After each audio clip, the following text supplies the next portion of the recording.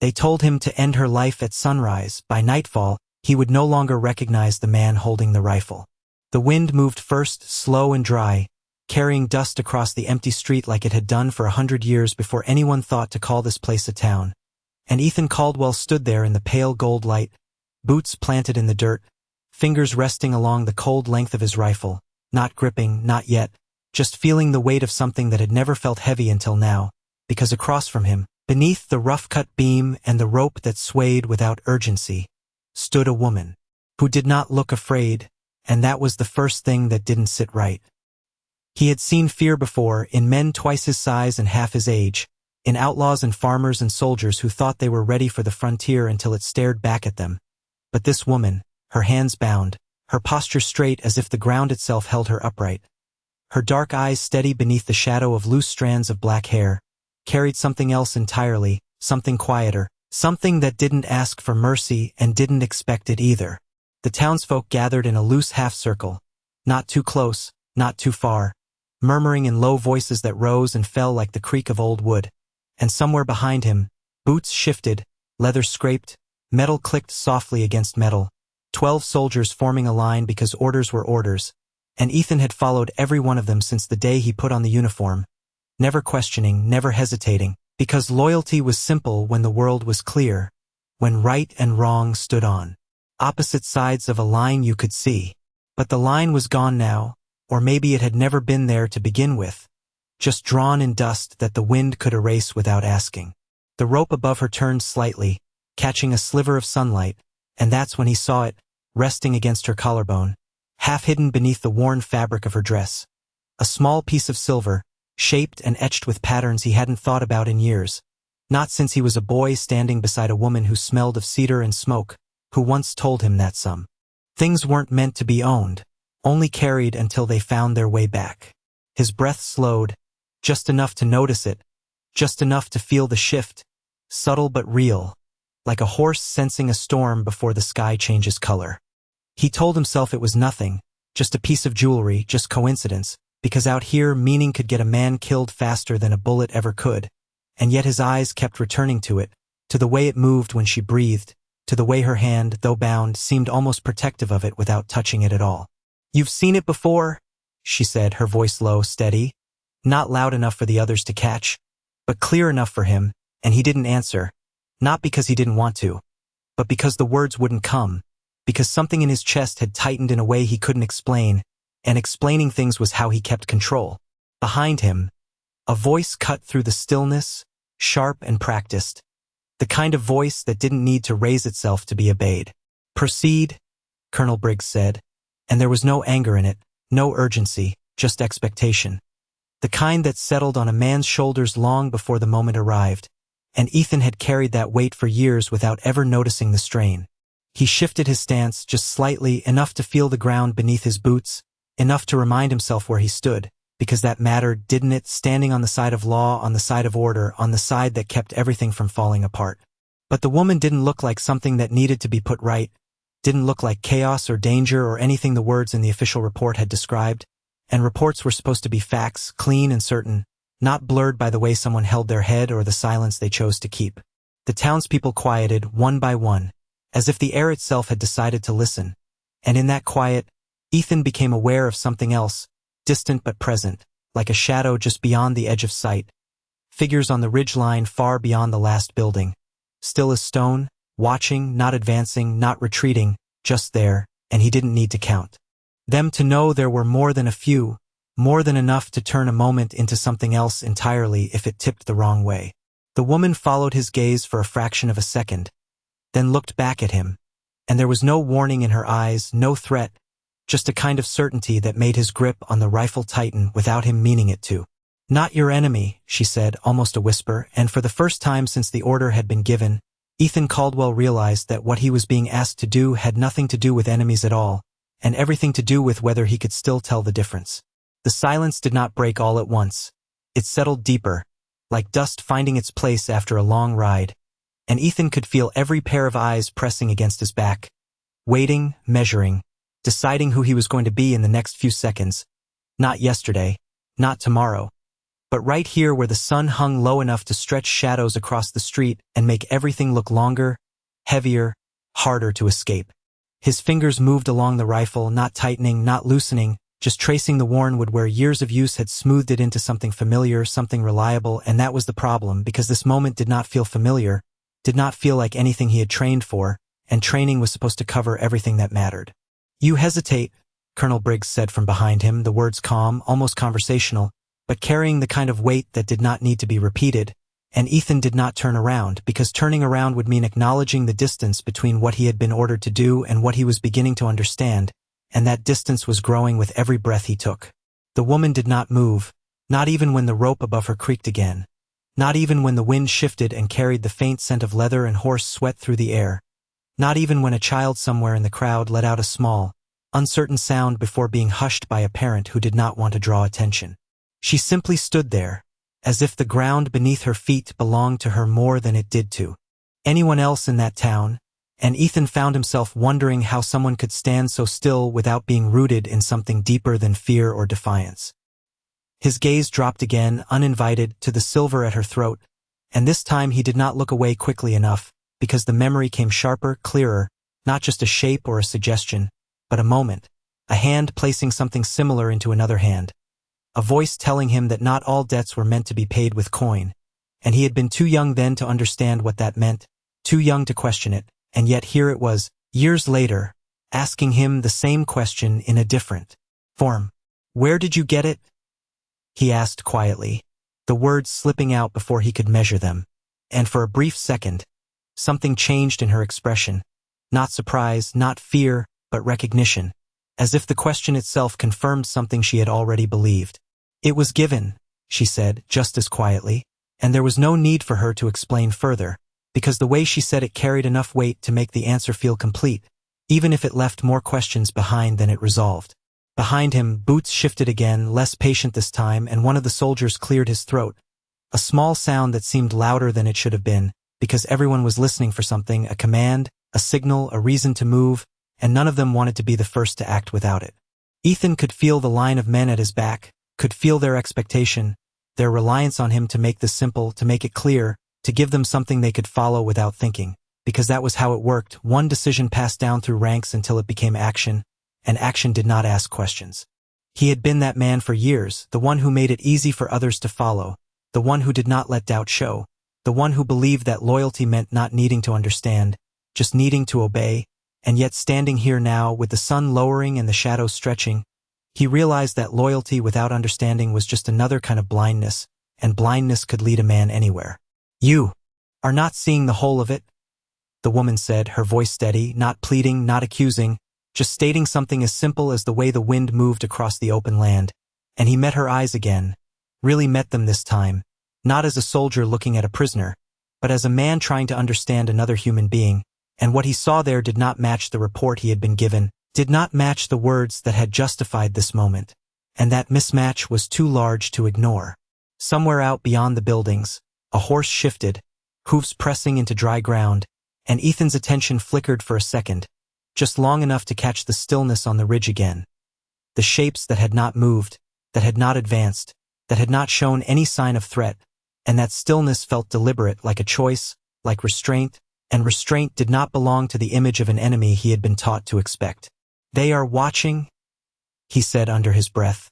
more to himself than to her, and she gave the smallest nod, as if confirming something obvious. "They wait," she replied, and the simplicity of those words carried more weight than any warning could have, because waiting meant trust in something, trust in a moment, trust in a person, and the realization settled slowly into Ethan's chest that whatever was about to happen here did not belong to the orders behind him or the crowd around him. It belonged to the choice he was about to make, and choices like that did not come often, but when they did not leave a man unchanged. The sun had moved another inch across the sky, not enough for most men to notice, but enough for the shadows to stretch thinner, sharper, like lines drawn with intent, and Ethan felt that shift as clearly as if someone had placed a hand on his shoulder and turned him toward it, because time was no longer passing quietly, it was pressing, asking, demanding something from him that could not be delayed much longer. Behind him, the weight of command settled again, heavier now, less patient, less willing to wait for a man to find his own answers. "Sergeant Caldwell," Colonel Briggs said, and this time the name carried an edge, not loud, not harsh, but final in a way that made the air tighten. "We are not here to debate. Carry out your orders." The words did not echo, they sank, straight into the ground, into the boots of every soldier standing in line, into the boards of the platform, into the stillness that had begun to feel like something fragile, something that could break if pushed too hard. Ethan did not turn, not yet, because turning would make it real, would force him to choose between the voice behind him and the quiet certainty standing in front of him, and for a moment longer, he allowed himself to exist between those 2 points, where nothing had been decided and everything still could be. The woman watched him, not with urgency, not with fear, but with a patience that did not belong to someone waiting to be spared. It belonged to someone who already understood the outcome, who had accepted it in a way that made his own uncertainty feel louder by comparison. The silver at her throat caught the light again, just a flicker, just enough to pull him back into that memory he had tried to keep buried under years of orders and routine, a memory of a small cabin at the edge of nowhere, of his mother sitting by a window with sunlight falling across her hands as she held something just like that, turning it slowly as if it carried a story she could not quite put into words. She had told him once, in a voice softer than the wind outside, that there were people in this world who gave without asking, who helped without needing to be seen, and that a man would know them not by what they said, but by what they left behind. He had not understood then, not fully, but he had nodded anyway, because children nod when they are told something important, even if they do not yet have the shape of it in their minds. Now, standing here, with the dust settling around his boots and the quiet stretching thin, he began to understand that those words had not been a lesson for a child. They had been a truth waiting for a moment like this to make itself known. "She was not there," the woman said suddenly, her voice cutting through his thoughts without raising itself, and he looked at her again, sharper this time, because the words did not make sense at first, not in the way they were supposed to. "Who?" he asked, the question coming out before he could stop it, and she held his gaze, steady, unwavering. "The one you remember," she said, and something in his chest shifted. Not violently, not suddenly, but enough to make him feel it, like a piece of something long set in place had been nudged just slightly out of alignment. He opened his mouth to respond, to question, to deny, but the sound that came from behind him cut him off, the distinct click of a rifle being adjusted, not raised, not aimed, but prepared, and that sound carried a message clearer than any words. Time was up. "Do it," Colonel Briggs said, and now there was no softness left in the command. No room for interpretation, just a straight line drawn from order to action. The kind of line Ethan had followed his entire life without stepping off it. He felt the eyes of the other soldiers on him, felt their expectation tighten, because they needed him to move, needed him to make this simple again, needed him to remind them that the world still worked the way they believed it did. His hands shifted on the rifle, bringing it up, not fully, not yet, but enough for the motion to be seen, enough for the crowd to react in that small, collective way people do when they think they are about to witness something final, something that will close a moment and let them return to whatever came before. The woman did not flinch, did not look away, did not change at all, and that stillness became louder than any movement around them, louder than the wind, louder than the shifting boots and the murmured voices, louder than the command that still hung in the air behind him. "You carry her story," she said, her voice low, almost lost in the space between them, and for a second, just 1 second, Ethan's grip faltered, not enough for anyone else to notice, but enough for him to feel it,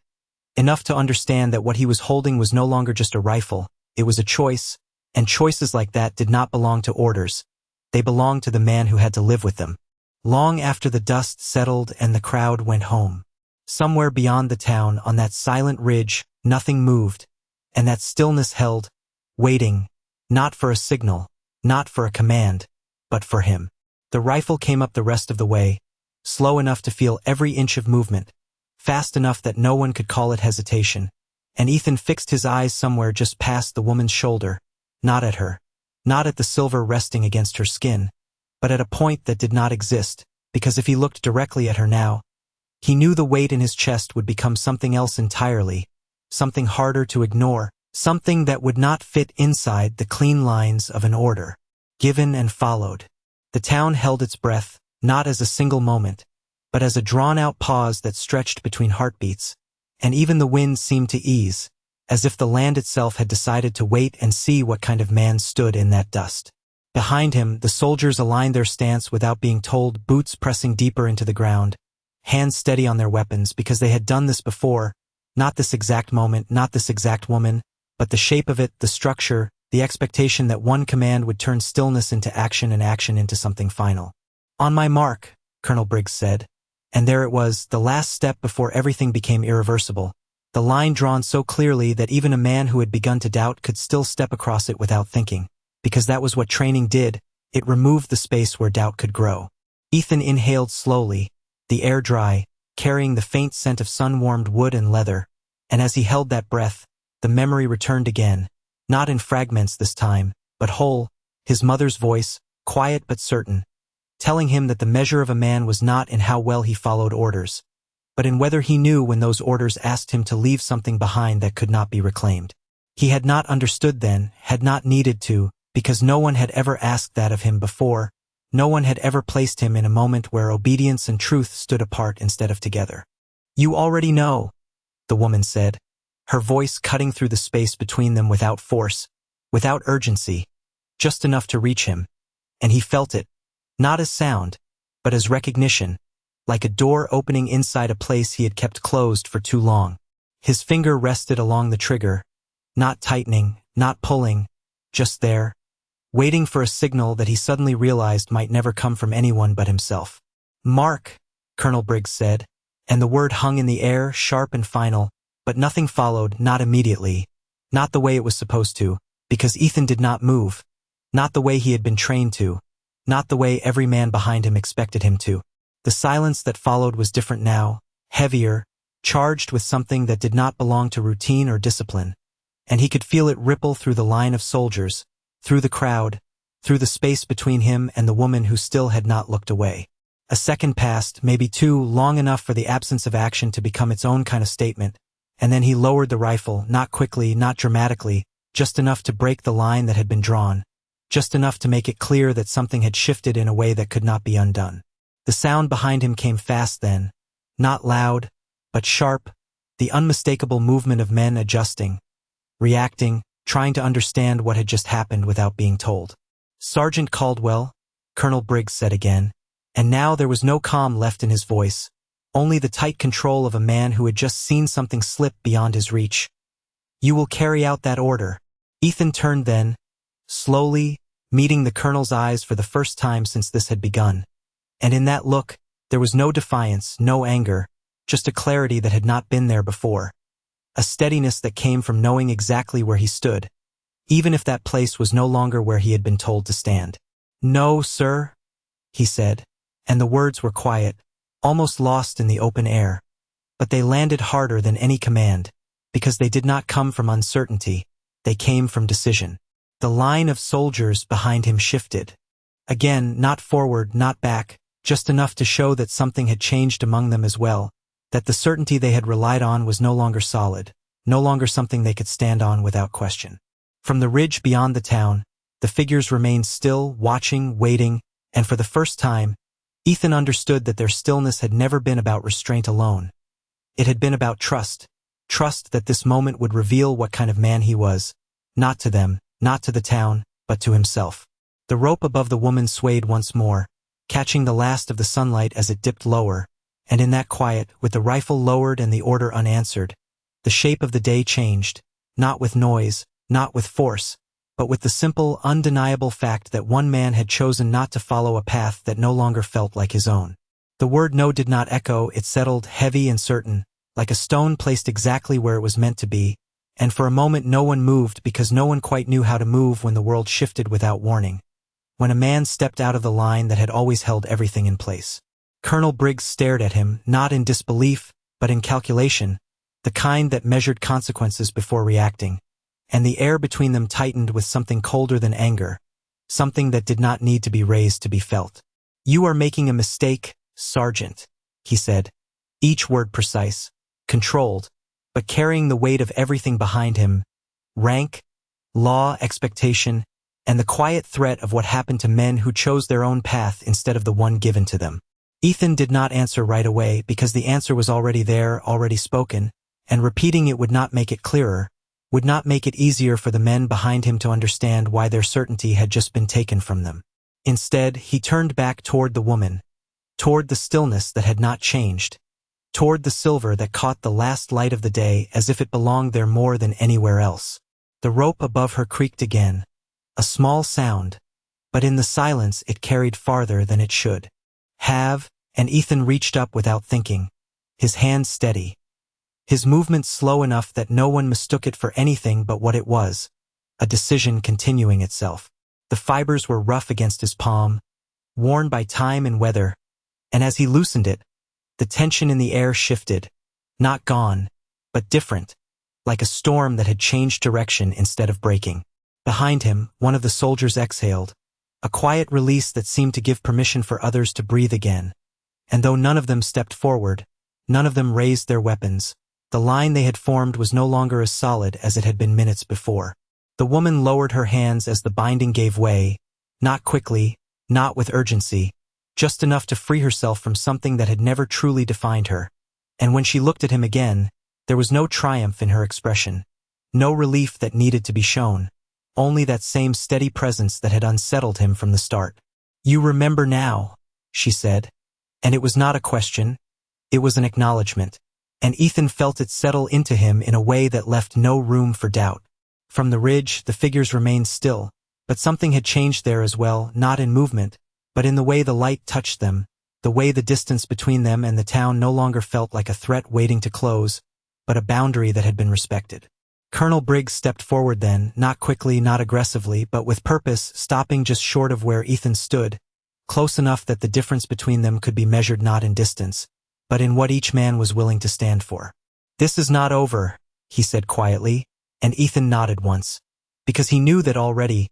knew that choices like this did not end in a single moment. They unfolded, they carried forward, they asked more of a man than he had ever been asked before. The town remained silent, watching, not cheering, not protesting, just witnessing something they would not be able to forget, because it was not often that a man chose to stand still when everything around him expected him to move. And as the last light dipped lower, leaving the street in a softer shade of gold and shadow, Ethan Caldwell understood that whatever came next would not be written by orders or reports, but by the simple truth that once a man saw clearly, he could not pretend he had not. The light was nearly gone now, not vanished, but softened into that quiet hour where edges blurred and decisions lingered longer than they should, and Ethan could feel the weight of what he had done settling into the space around him, not as regret, not as fear, but as something steadier, something that did not need to be named to be understood. The town did not return to noise, did not rush to fill the silence, because what had just happened did not leave room for easy words, and even the wind seemed to move more carefully, as if it knew this moment was not meant to be disturbed. Colonel Briggs stood where he was, eyes fixed on Ethan, measuring again, recalculating, but there was something different in that look now, not uncertainty, never that, but a recognition that the path forward was no longer as simple as it had been when the day began. "You have placed yourself outside the line," he said finally, his voice low, controlled, and Ethan nodded once, because that much was true, and truth did not need to be argued when it stood plain between two men. "Then the line was drawn in the wrong place," Ethan replied, just as quietly, and the words did not carry defiance. They carried something heavier, something that did not ask for approval or forgiveness. Behind him, the soldiers did not move, but their stillness had changed, no longer rigid, no longer bound by the same certainty, and one by one, almost without meaning to, their grips eased. Their stances shifted just enough to show that the moment had reached them too, that what one man chose had a way of traveling farther than commands ever could. The woman stepped forward then, not away, not toward escape, but simply forward, as if stepping into her rightful place within the moment, and the silver at her throat caught the last of the fading light, a quiet reminder of something that had begun long before this day and would continue long after it. "You chose well," she said, and there was no praise in it, no gratitude that needed to be spoken, just acknowledgement, and Ethan understood that this was not about saving her, not in the way the town might see it, it was about recognizing something that should not have been taken from her in the first place. From the ridge, a movement finally came, not sudden, not threatening, but deliberate, A single rider stepping forward into clearer view, then another, until the shapes that had been distant shadows became figures defined by the dimming light. And yet they did not descend, did not close the distance. They remained where they were, holding the line they had chosen, just as Ethan had held his. Colonel Briggs followed Ethan's gaze, and for a moment the calculation returned, the instinct to act, to control, to reassert the order that had been interrupted. But he did not give the command, not yet, because even he could see that whatever balance held this moment together was fragile, and breaking it would not restore what had been lost. It would only create something else entirely. "This will be answered," he said, not as a threat, not as a promise, but as a fact, and Ethan inclined his head slightly, accepting it, because consequences were part of any choice worth making. The town remained still, watching the space between the soldier, the woman, and the distant riders, as if witnessing something that did not belong to them, something older than their buildings, older than their fears, something that did not need to be explained to be understood. And in that quiet, with the day giving way to evening and the last light resting on dust and wood and worn faces, Ethan Caldwell stood not where he had been ordered to stand, but exactly where he had chosen to be, and for the first time since he had taken the uniform upon himself, that felt like something he could carry without question. The first sound came from the ridge, not loud, not sudden, but deliberate, the soft shift of hooves pressing against dry earth, a signal without urgency, and every head in the town turned toward it as if pulled by the same quiet force, because stillness breaking, even gently, carries a weight that noise never can. Ethan did not reach for his rifle, did not turn his body to face them as he had been trained to do. He simply watched, steady, aware that whatever came next would not be decided by reflex, but by the same choice he had already made. One rider moved forward from the line, then another, until 3 figures stood clearer against the fading light, their posture straight, their presence calm, and yet there was no mistaking the gravity they carried with them, not as a threat, but as something older, something that did not need to prove itself to be understood. The town shifted uneasily, boots scraping, whispers rising and falling like dry grass in the wind, because people who had come expecting an ending now found themselves standing at the edge of something they did not recognize. Something that did not follow the shape of the stories they told themselves. Ayanna did not turn fully toward the riders, but Ethan saw the smallest change in her expression. Not relief, not concern, but recognition. The kind that runs deeper than sight. And he realized then that whatever bond existed between her and those figures on the ridge was not built on fear or command, but on something far more difficult to break. Colonel Briggs stepped forward once more, his presence reclaiming the ground he stood on, his voice measured as he spoke. "You will hold your position." Not directed at Ethan this time, but at the line of soldiers behind him, because control, once challenged, does not return easily, and he understood that this moment could still tilt in either direction if allowed to drift. The soldiers did not move, but their stillness was no longer unquestioning. It carried thought now, hesitation, the first signs that obedience had been interrupted by something they could not ignore. The lead rider on the ridge raised one hand, not high, not dramatic, just enough to be seen, and then lowered it again, a gesture so simple it might have been missed if not for the silence that surrounded it.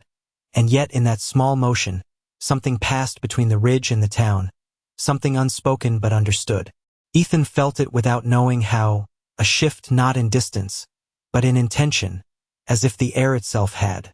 acknowledged that this moment would not be forced, it would be allowed to unfold. Ayanna took one step forward, the movement slow, grounded, and for the first time, she turned slightly toward the riders, just enough to meet that distant line, and though no words carried across the space, the exchange was clear in its absence, a recognition of choice, of restraint, of something held back not out of weakness, but out of purpose. "They will not come down," she said quietly, her voice reaching Ethan alone, and he nodded once, not in agreement, but in understanding because he could see it now, the way the riders held their ground, the way they chose not to cross a line that had already been redrawn without their involvement. Colonel Briggs followed the exchange with narrowed eyes, his mind still working, still searching for the edge where authority could be restored.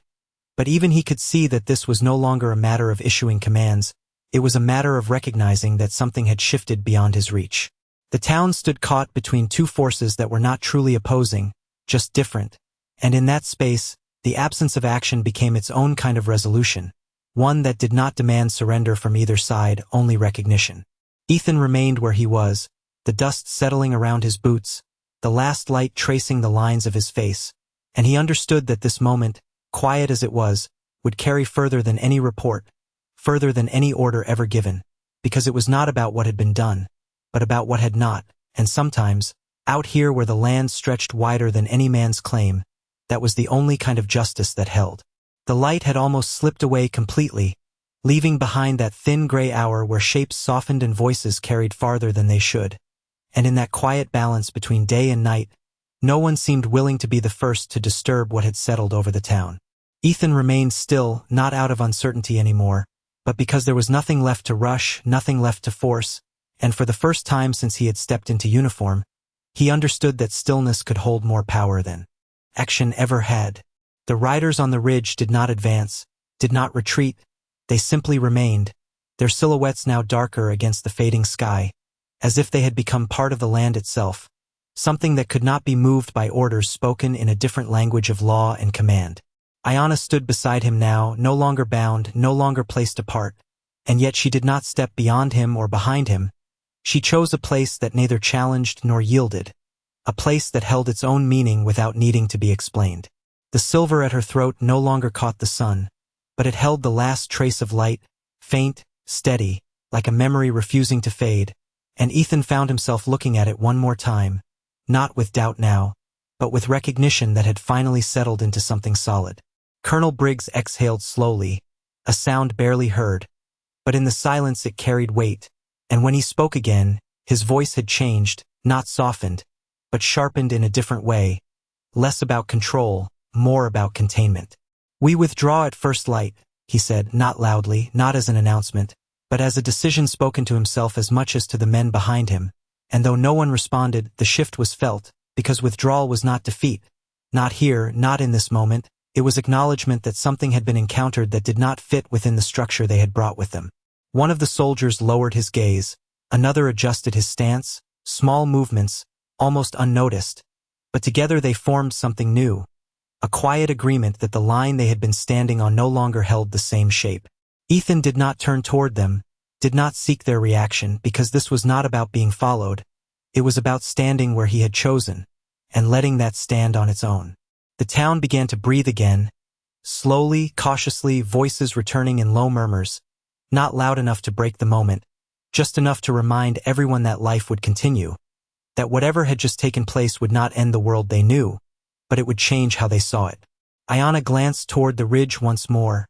then back at Ethan, and for a brief second, something passed between them that did not need words, not gratitude, not debt, but understanding, the kind that does not bind, does not demand, only recognizes. "It was never about them," she said quietly, and Ethan knew what she meant. Not the riders, not the soldiers, not the town, but the choice itself, the moment where a man decided what he would carry forward and what he would leave behind. The wind shifted again, cooler now, carrying the scent of the open land beyond the buildings, and as it moved through the street,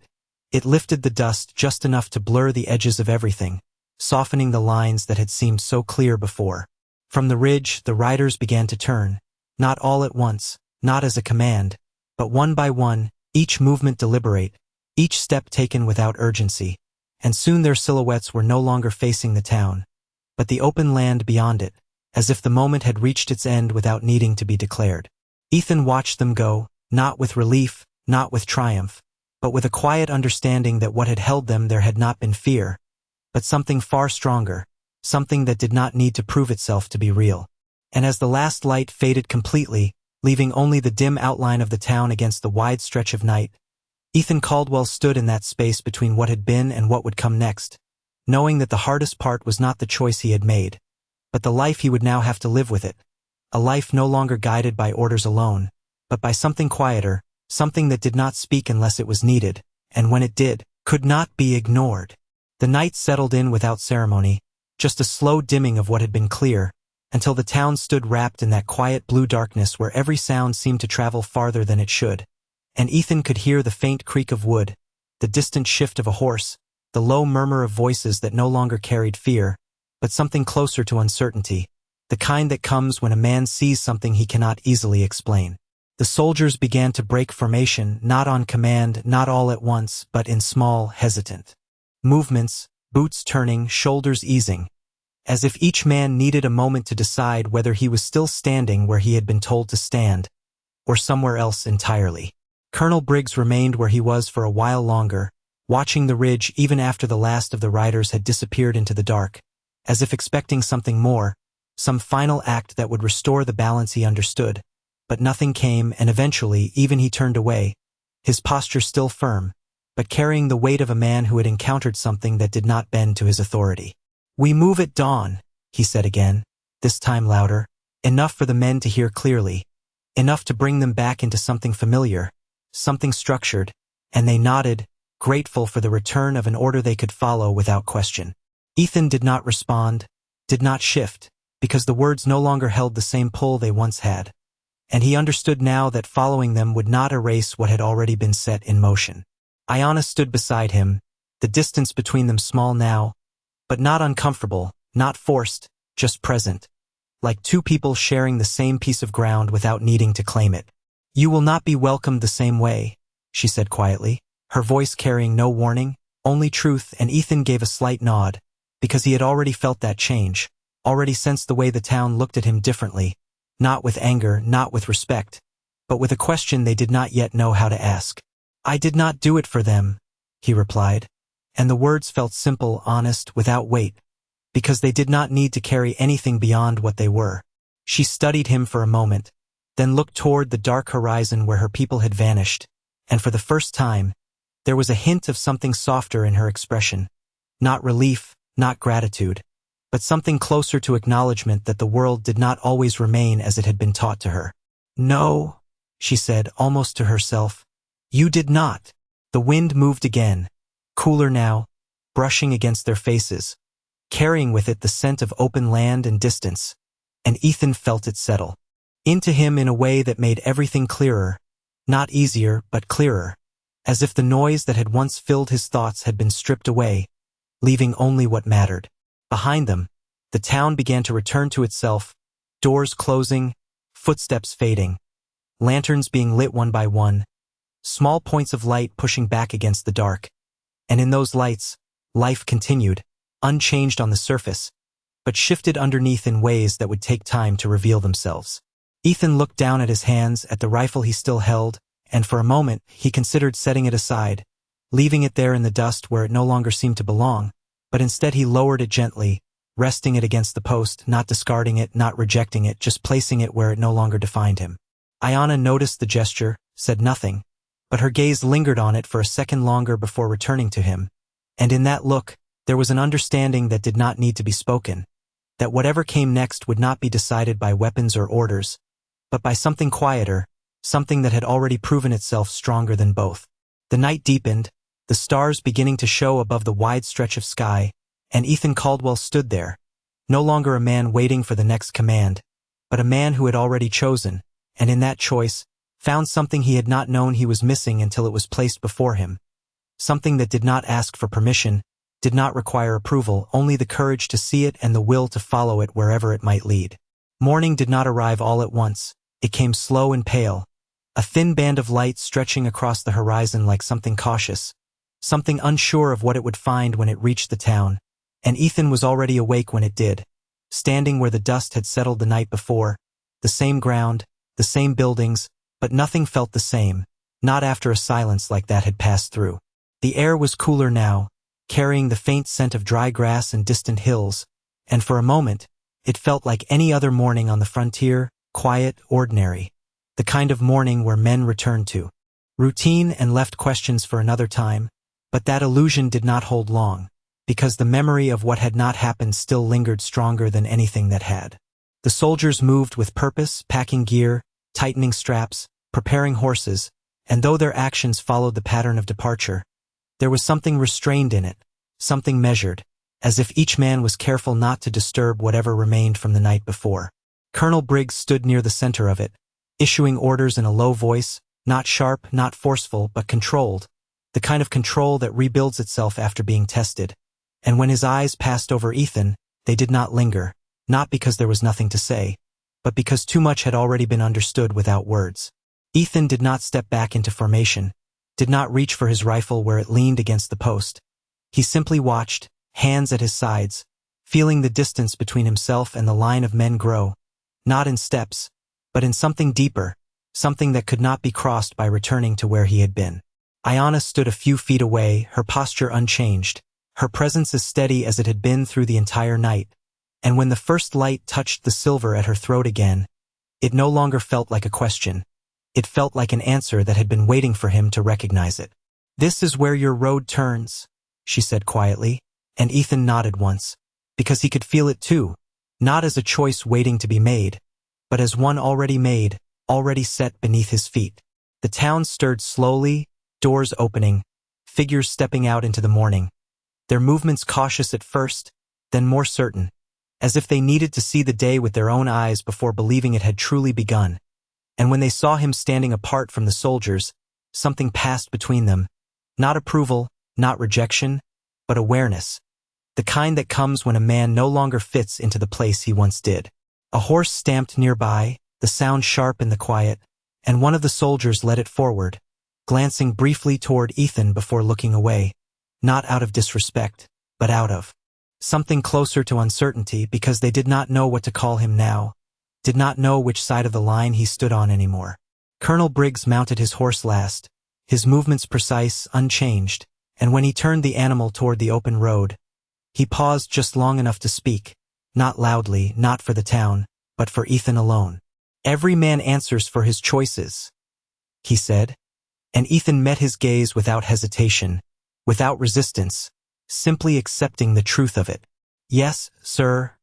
he replied, not as submission, not as agreement, but as acknowledgement, because some truths did not belong to one side or the other, they simply existed. The column began to move then, slow at first, then steadier, boots and hooves marking a path away from the town, and as the distance grew, the shape of what had been left behind became clearer, not in what could be seen, but in what could be felt, the absence of something that had once guided him without question. Ethan watched until they were little more than shadows against the light, then gone entirely, and in that space, with the town behind him and the open land ahead, he understood that there would be no order calling him forward now, no command telling him where to go next, only the quiet weight of his own decision and the road it had opened. Ayanna turned toward the horizon, not waiting, not urging, simply moving as someone who knew where she belonged, and after a moment, Ethan stepped forward as well, not to follow, not to lead, but to walk a path that no longer needed to be explained, because sometimes, out here where the land stretched farther than any promise, the only direction that mattered was the one a man chose to take when no one was left to tell him otherwise. The road stretched out ahead of them in a long, quiet line, pale under the morning sun, as if it had always been there waiting for footsteps that did not follow orders, and Ethan walked it without looking back, not because there was nothing behind him, but because what he had left behind no longer needed his eyes to hold it in place. The town faded slowly, not disappearing all at once, but slipping into the distance piece by piece. Rooftops. First, then fences, then the faint outline of the gallows that had stood empty by the time the sun returned, until all that remained was open land and the steady rhythm of boots against dry earth. Ayanna walked beside him, not ahead, not behind, her pace even, her presence quiet, and though no words passed between them for a while, the silence did not feel empty. It felt settled, like something that had found its proper place without needing to be named. The wind moved across the plains in long, steady currents, carrying the scent of sage and dust, and somewhere far off, a hawk circled, its shadow passing over the ground in slow arcs that seemed to mark time without measuring it. Ethan adjusted his stride slightly, feeling the unfamiliar weight of walking without a destination given to him,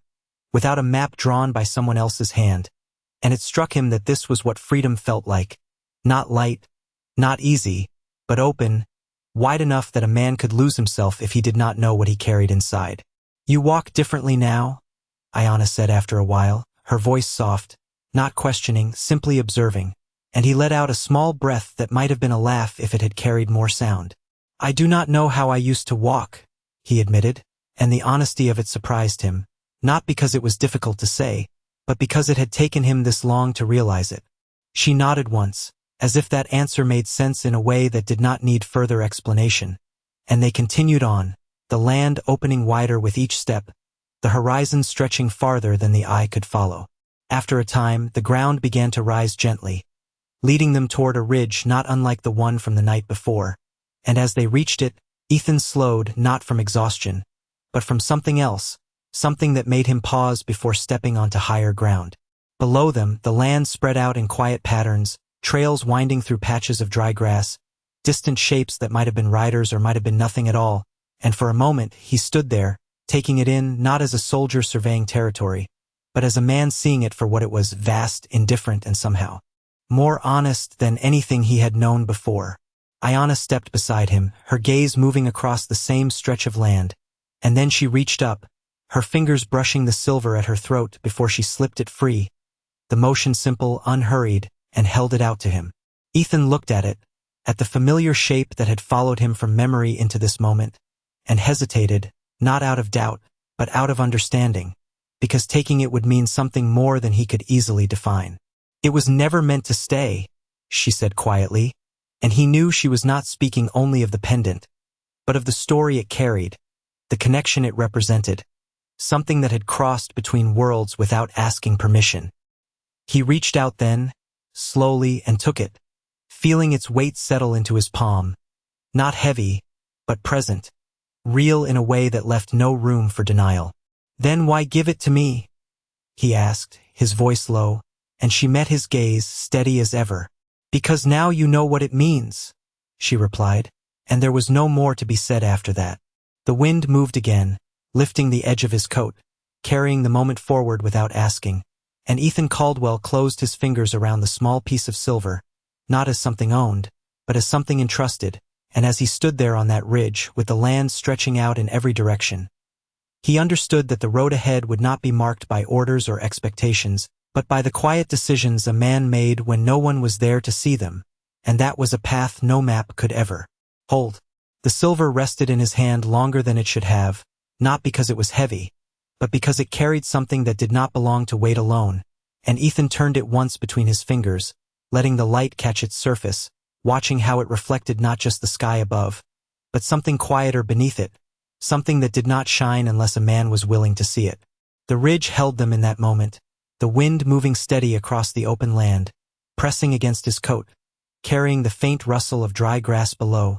and for a while neither of them spoke, because words had already done their part, and what remained did not need them anymore. Ethan looked out across the land again, tracing the lines of distant trails with his eyes, imagining the paths that crossed and faded, some leading somewhere, others disappearing into nothing, and it struck him that not every road was meant to be followed to its end. Some were meant to be understood and then left behind. He closed his hand around the pendant once more, then opened it again, slower this time and without ceremony. He lifted it toward his chest, not placing it around his neck, not claiming it as his own, but holding it there for a moment, just long enough to feel where it belonged, not in possession but in understanding. Ayana watched him, her expression unchanged, but there was a stillness in her gaze that carried something deeper now, something that acknowledged the shift without needing to name it. "You do not need to carry it," she said quietly, and Ethan let out a small breath. Not disagreement, not refusal, just recognition of what she meant. "No," he replied, "but I need to remember it." The words settled between them, simple, unadorned, and she gave a slight nod, as if that answer was enough, as if remembering was the only part that truly mattered. He lowered his hand then, and instead of closing his fingers around the silver again,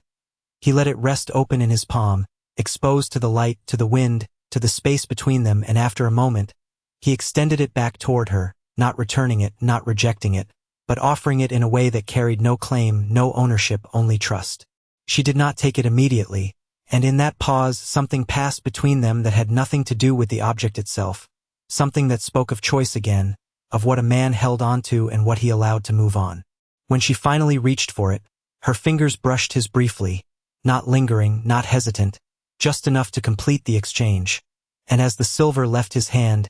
Ethan felt no loss, only a quiet clarity that settled deeper than before. "It will find its way again," she said, and he understood that she was not speaking of the path it would travel, but of the meaning it carried, something that did not belonged to one person or one place, but moved where it was needed when it was needed. The wind rose slightly, lifting a swirl of dust along the ridge, softening the edges of the moment, and Ethan turned his gaze forward once more, toward the land that stretched without end, no longer searching for direction, no longer waiting for a command to define his next step. Ayanna stepped back then, not away from him, but into her own path, the space between them widening just enough to show that their roads, though they had crossed, were not meant to run side by side forever. She looked at him one last time, her eyes steady, and gave a single nod, not farewell, not promise, just acknowledgement. And then she turned, moving along the ridge with the same quiet certainty she had carried from the beginning. Ethan watched her for a moment, then shifted his weight, feeling the ground beneath his boots, feeling the openness of what lay ahead, and without hesitation, he stepped forward, not following her path, not returning to the one behind him, but taking his own, guided not by orders, not by expectation, but by something that had finally found its voice within him, something that did not speak often, but when it did, left no room for doubt. The land did not change for him, not in the way a story might promise. There was no sudden sign, no clear marker that told him he had crossed from one life into another, only the steady stretch of earth beneath his boots and the quiet rhythm of his own steps carrying him forward into something that did not need to be named to be real. The ridge fell behind him slowly, just another line in the distance, and the path ahead unfolded in that same patient way the frontier always had, offering nothing, taking nothing, simply existing, waiting for a man to decide what he would make of it. Ethan did not hurry, did not look back, because there was nothing behind him that called him anymore. Not the town, not the uniform, not the voice that had once guided every step he took, and in that absence, he found something unexpected, not emptiness, but space, wide enough for thought, for memory, for something quieter to take root. The wind moved across the plains again, steady and low, brushing against his coat, carrying the faint echo of distant movement, but nothing close enough to matter, nothing that demanded his attention the way orders once had, and for the first time, he let it pass without turning his head, without reaching for anything, without preparing for what might come next. Somewhere beyond sight, a hawk called once, the sound thin and clear, and it faded just as quickly, leaving behind the same quiet that had followed him since he stepped away from everything he had known. He walked for a long while before he stopped, not because he needed to, but because something in him said this was as good a place as any, and when he stood there, alone under the wide sky, he realized that he was no longer measuring distance in miles or time in hours. He was measuring something else entirely, something that did not show itself on any map. He reached up then, almost without thinking, his hand brushing against his chest where the pendant had rested for that brief moment, and though it was no longer there, he could still feel it, not as an object, but as a memory that had settled deeper than anything he had carried before. His mother's voice returned again, softer now, not as a lesson, not as a warning, but as something understood at last, and he found himself nodding slightly, not to anyone around him, but to that quiet truth that had taken so long to find its place. The sun climbed higher, the light growing stronger,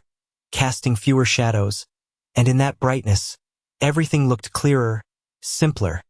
as if the world had not changed at all, only his place within it had shifted. He let out a slow breath, steady, and then he moved again, one step, then another, not toward anything specific, not chasing a destination, but simply continuing because that was what the land asked of a man. Not answers, not certainty, only the willingness to keep going. And somewhere far behind him, beyond the ridge, beyond the town, beyond the line that had once defined everything, the story of what had not happened would settle into memory, carried in the quiet spaces between words, in the way men looked at one another when they